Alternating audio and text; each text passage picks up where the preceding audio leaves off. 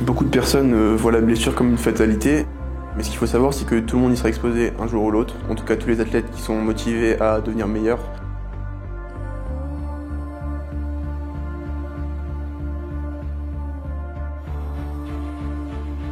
Corentin Clément from France. His own world record looking to Ce qui va faire la différence entre un bon athlète et un très bon athlète, ça va être la manière dont vous allez appréhender votre blessure, ce que vous allez faire quand ça va vous arriver et comment vous allez rebondir.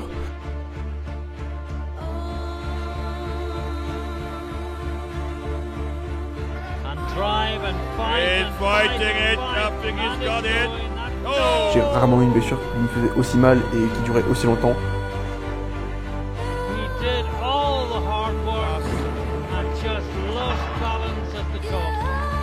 Ce qui fait que pendant tout le confinement, j'ai été blessé. J'ai eu en gros ma jambe droite qui était paralysée pendant une dizaine de jours. Je sentais plus ma jambe au toucher. Je pouvais pas la bouger, je pouvais rien faire.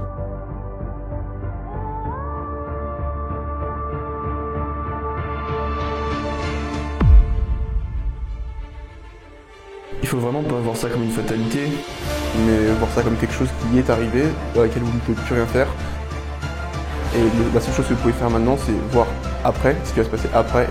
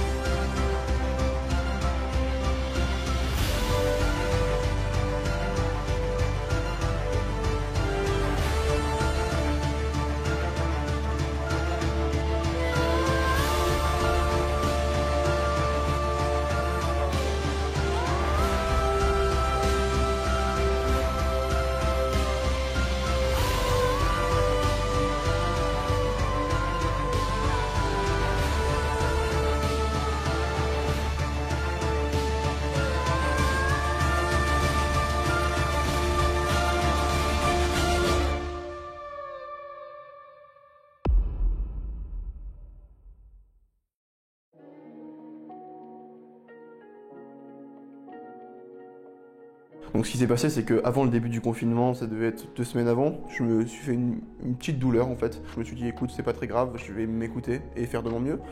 Du coup j'ai continué à m'entraîner. On est arrivé en confinement où j'ai eu des problèmes pour dormir, etc. Le changement de vie m'a fait que j'étais beaucoup plus fatigué que je le suis normalement. Et donc du coup j'ai continué à m'entraîner et ce qui s'est passé, c'est qu'au début du confinement, je me suis blessé. Donc à partir de là, c'était un peu compliqué parce que, comme je l'ai dit, le rythme de vie est complètement chamboulé, j'ai du mal à dormir, je sors pas, etc. J'ai pas un rythme de vie qui est propice déjà à mentalement aller bien et donc se sortir d'une blessure. Ensuite, ça c'est parti, j'ai retrouvé toutes mes sensations, donc je me sentais un peu plus serein déjà. Et donc j'ai repris ma réhab petit à petit, bien évidemment, j'ai attendu de pouvoir marcher quand même. Et après 6-7 semaines, j'ai recommencé à pouvoir m'entraîner sérieusement. J'ai repris le squat à 70 kg, puis à 100, puis à 140, puis à 180, puis à 200. Et c'était la 4e semaine de reprise, j'ai essayé 220 quand je suis retourné à ma salle, donc à la fin du confinement, et je me suis blessé. Donc c'était là il y a 3 semaines. Ça a été compliqué du coup parce que ce qui s'est passé, c'est que j'avais déjà vécu quasiment 10 semaines de blessures où je pouvais pas sortir de chez moi, etc. Donc mentalement c'était pas ma meilleure période. Et je me suis blessé dessus. J'ai eu un peu de mal à prendre du recul, malgré que j'ai l'habitude de le faire parce que je me blesse assez souvent, même si c'est rarement aussi grave. Mais du coup là maintenant je m'en suis plus ou moins sorti. C'était quand même 3 semaines assez compliquées parce que j'avais pas mal. En fait, toutes mes positions de vie étaient inconfortables. Je pouvais pas rester assis, je pouvais pas rester debout, je pouvais pas rester couché. Il fallait que je sois continuellement en mouvement et que je change de position parce que sinon une position qui était tenue trop longtemps devenait douloureuse. Qu'est-ce que vous devez faire ? Eh ben ça va pas être si compliqué que ça. Dans un premier temps, si l'inflammation est vraiment trop élevée, ce que vous allez devoir faire, c'est attendre. Essayez de continuer à bouger dans la vie de tous les jours, de pas forcément rester trop immobile, parce que ça sera pas le meilleur moyen de vous guérir, mais en tout cas de bouger et de faire en sorte que vous vous sentiez à l'aise dans votre corps et que la plupart de vos mouvements quotidiens ne soient plus douloureux. Une fois que cette phase est passée, où vous pouvez bouger dans la vie de tous les jours sans avoir trop de douleur, dans ce cas, c'est à ce moment-là que vous pourrez reprendre l'entraînement.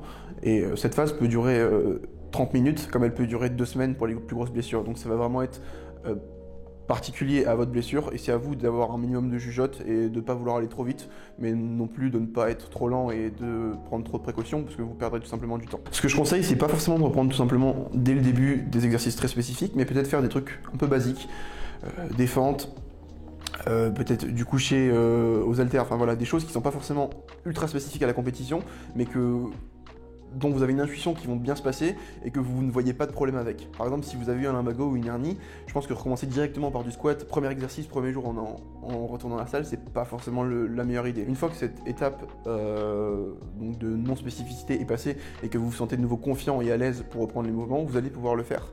Et donc là, il va y avoir un principe tout bête, mais ça va être un principe d'overload en fait.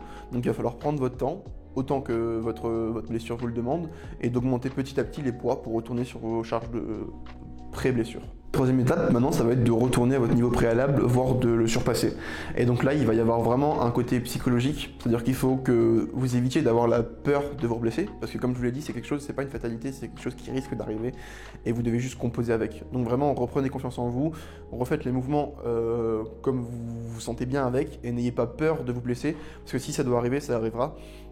Et c'est vraiment quelque chose qui peut vous maintenir en arrêt, en fait, vous empêcher de progresser parce que vous avez toujours cette peur constante de « Ah, si je fais ça, je vais me blesser ». Il faut vraiment effacer ça de sa tête et se dire « Voilà, maintenant je suis dans ma phase où je progresse, je deviens meilleur qu'avant et je ne suis plus simplement en réhab, je suis en train de progresser, de devenir meilleur ».